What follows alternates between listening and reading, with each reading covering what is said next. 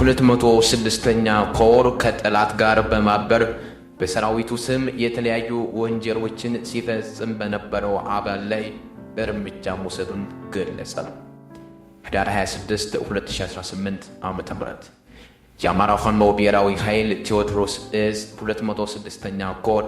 14ኛ ክፍለ ጦር ጂበላ ሙተራ ሻለቃ አባል የነበረው ዳንኤል አዳሙ የተባለው ግለሰብ የጠላትን ተልዕኮ በመቀበል በሰራዊቱ መካከል ግጭት እንዲቀሰቀስ አፍራሽ አሉባልታዎችን በመንዛት ለጠላት ወታደራዊ ምስጢሮችን አሳልፎ በመስጠት የሰራዊቱ አባላትን በማስከዳት የአማራን ሕዝብ ባህል፣ ሃይማኖት፣ ታሪክና እሴት የሚንድ አስተምሮን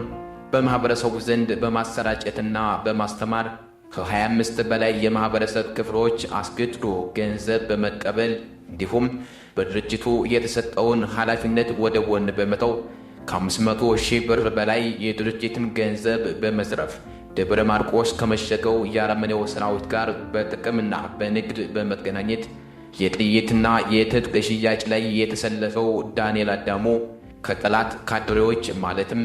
አንደኛ ከደብረ ማርቆስ ከተማ መረጃና ደህንነት ሙሉ ሰው፣ ሁለተኛ ከደብረ ኤልያስ አስተዳዳሪ ሀብታሙ፣ ሶስተኛ በደብረ ኤልያስ ከተማ ከመሸገው የመከላከያ መረጃና ደህንነት ሰለሞን የተሰጠውን ተልዕኮ ጨርሶ በእጅ ለመስጠት ሲንቀሳቀስ በቁጥጥር ስር የዋለ ሲሆን በተደረገበት ምርመራ ወንጀሉን ፈጽሞ የተገኘ መሆኑ ተረጋግጦ ግለሰቡም በሰራዊቱ ፊት ወንጀሉን ከጠላት ተልዕኮ ተቀብሎ መፈጸሙን በእምነት ክህደት ቃሉ ማረጋገጡን ተከትሎ 206ኛ ኮር የድርጅቱን ሕግና ደንብ መሰረት በማድረግ በቀድሞ የጂበላ ሙተራ ሻለቃ አባል ዳንኤል አዳሙ ላይ እርምጃ ወስዷል። ኮሩ በጠላት የተቀነባበሩ ወንጀሎችን በመመርመር ፈጻሚ አካላትን በመለየት በቁጥጥር ስር አድርጎ ምርመራ የጀመረ ሲሆን በትግሉና በሰራዊቱ መካከል እንዲገቡ ተደርጎ ተልዕኮ የተሰጣቸውን አባላት፣ አመራሮችና የህብረተሰብ ክፍሎችን በመከታተል አብዮታዊ እርምጃ መውሰዱን አጠናክሮ እንደሚቀጥል አስታውቋል። የትግሉን ህልውነት ለማረጋገጥ የሰራዊታችንን ደህንነት አጥብቀን እንከታተላለን። አዲስ ትውልድ፣ አዲስ አስተሳሰብ፣ አዲስ ተስፋ።